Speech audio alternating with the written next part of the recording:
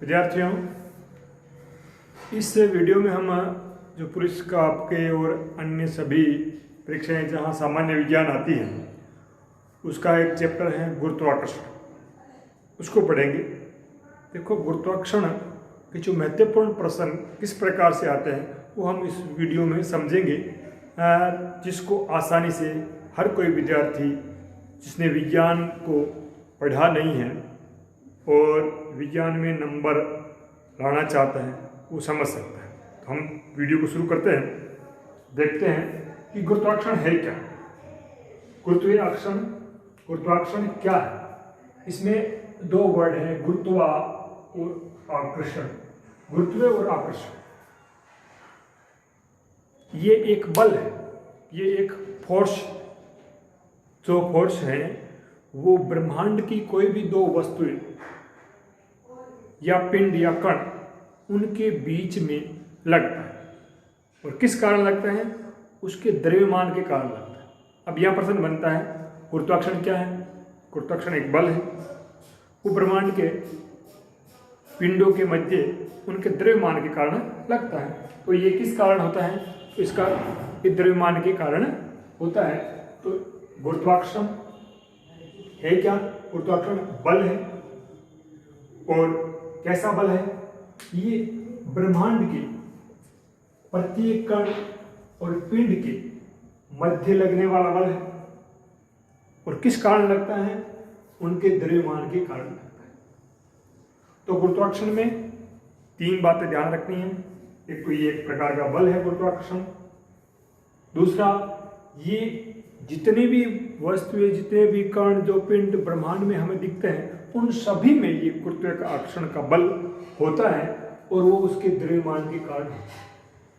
जिस वस्तु, जिस पिंड, जिस कण का द्रव्यमान जितना अधिक होगा उसका गुरुत्वाकर्षण बल उतना ही अधिक होगा। अब न्यूटन ने इस गुरुत्वाकर्षण पर एक नियम दिया। न्यूटन ने एक गुरुत्वाकर्षण पर नियम दिया जिसको न्यूटन का गुरुत्वाकर्षण नियम कहते हैं। न्यूटन का गुरुत्वाकर्षण नियम क्या है? वो ये है कि गुरुत्वाकर्षण बल है वो वस्तुओं या पिंडों के द्रव्यमान के गुणनफल के समानुपाती। दो पिंड है या दो वस्तु है, उनके बीच में लगने वाला जो गुरुत्वाकर्षण बल है उनके द्रव्यमान के गुणा के समानुपाती होती है। जैसे एक वस्तु, उसका द्रव्यमान 1 किलो, दूसरी वस्तु उसका द्रव्यमान 2 किलो, उनके मध्य जो लगने वाला गुरुत्वाकर्षण बल होगा वो उन दोनों द्रव्यमानों के गुणा के बराबर। एक बात तो ये। एक दूसरी बात उसने न्यूटन ने ये बताई कि मध्य की दूरी के वर्ग के व्युत्क्रमानुपाती।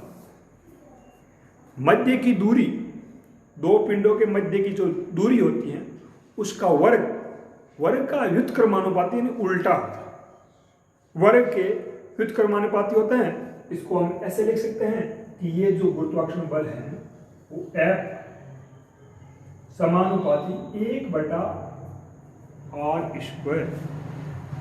दूरी के वर्ग के व्युत्क्रमानुपाती। ये न्यूटन का नियम है। ये न्यूटन का गुरुत्वाकर्षण का नियम के संबंध में भी आपसे प्रश्न पूछा जा सकता है। तो गुरुत्वाकर्षण का न्यूटन का नियम क्या है कि जो गुरुत्वाकर्षण बल है, दो वस्तुओं के मध्य लगने वाला गुरुत्वाकर्षण बल उन दोनों के द्रव्यमानों के गुणनफल के समानुपाती और उनके मध्य की दूरी के वर्ग के व्युत्क्रमानुपाती होता है। तो इसको हम इस प्रकार से लिख सकते हैं कि F समानुपाती m1 गुणा m2, यानी पहली वस्तु का द्रव्यमान गुणा दूसरी वस्तु का द्रव्यमान, दोनों द्रव्यमानों के समानुपाती होता है और उनका जो मध्य की दूरी है उसके व्युत्क्रमानुपाती। यानी मतलब आप समझे कि मध्य की दूरी जितनी कम होगी उतना गुरुत्वाकर्षण बल अधिक होगा, मध्य की दूरी जितनी ज़्यादा होगी गुरुत्वाकर्षण बल कम होगा, और ये वर्ग में कम होगा। एक दो पिंड है, उनके मध्य की दूरी 1 मीटर है और दूसरे दो पिंड है, उनके मध्य की दूरी 2 मीटर है, तो उनका गुरुत्वाकर्षण बल 2 मीटर वाले का 4 गुना कम होगा। यानी क्योंकि दूरी के वर्ग के व्युत्क्रमानुपाती है। तो ये बात समझने की है कि ये न्यूटन का गुरुत्वाकर्षण का नियम, गुरुत्वाकर्षण क्या है, न्यूटन का गुरुत्वाकर्षण का नियम क्या है। अब आता है पृथ्वी का गुरुत्वाकर्षण, जिसको कहते हैं पृथ्वी का गुरुत्व। पृथ्वी जिस पर हम रहते हैं, तो हम किस कारण रहते हैं? उस पृथ्वी के गुरुत्वाकर्षण बल के कारण ही रहते हैं। पृथ्वी ब्रह्मांड में चक्कर लगाती है, घूमती है। यदि इसका गुरुत्वाकर्षण बल नहीं होता तो हम ब्रह्मांड में कहीं बिखर जाते और पृथ्वी खाली हो जाती। तो ये पृथ्वी का गुरुत्वाकर्षण बल है। और पृथ्वी का गुरुत्वाकर्षण किसके कारण है? उसके द्रव्यमान के कारण।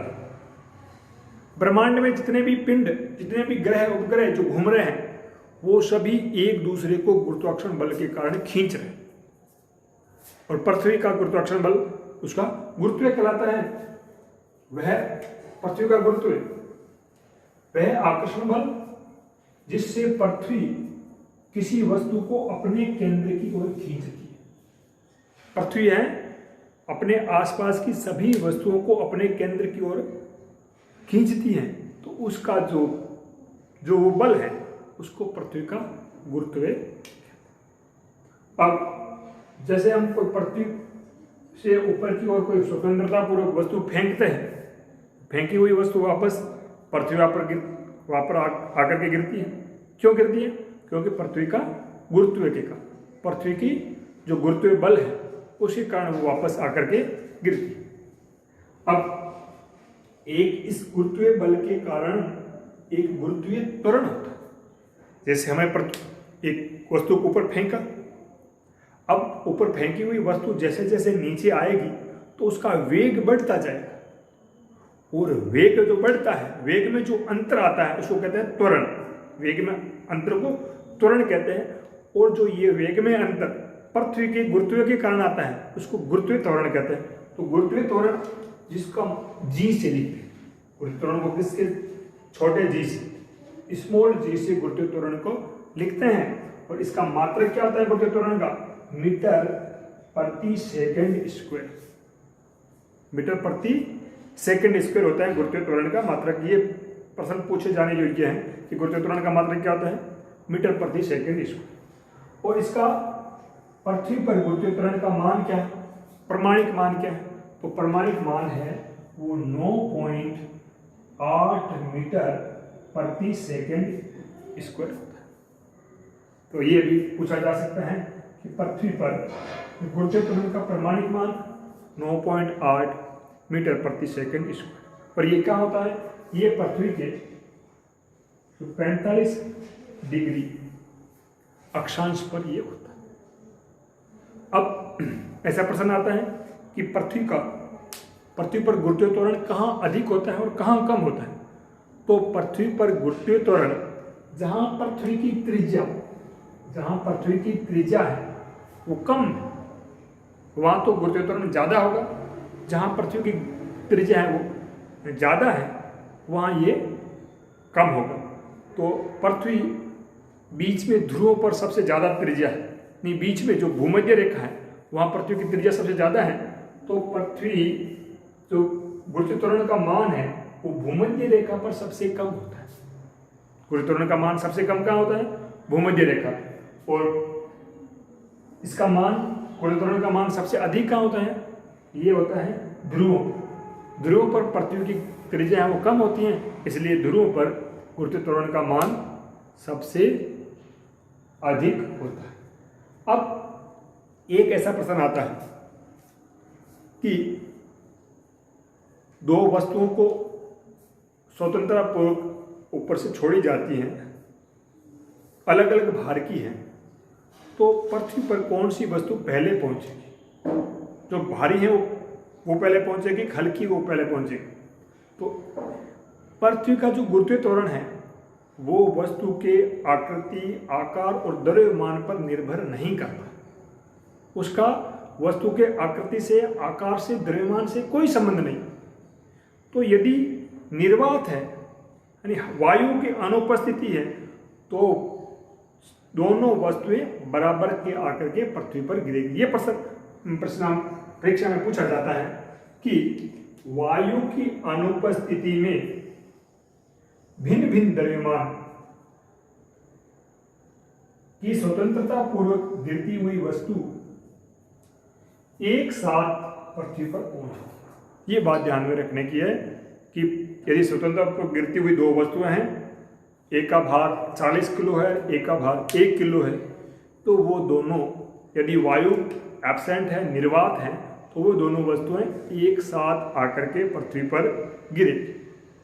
ठीक, ये बात ध्यान में रखनी है कि गुरुत्व जो जी है, गुरुत्व त्वरण है, वो वस्तु की आकृति, आकार और द्रव्यमान पर निर्भर नहीं करता। तो ये गुरुत्व त्वरण के संबंध में, गुरुत्वाकर्षण के संबंध में ये 5-4 बातें हैं, वो महत्वपूर्ण हैं। आपकी परीक्षा में इनसे बाहर शायद कुछ नहीं पूछा जाएगा। ये गुरुत्व त्वरण क्या है, गुरुत्वाकर्षण क्या है? गुरुत्वाकर्षण एक बल है, और वो कैसा बल है?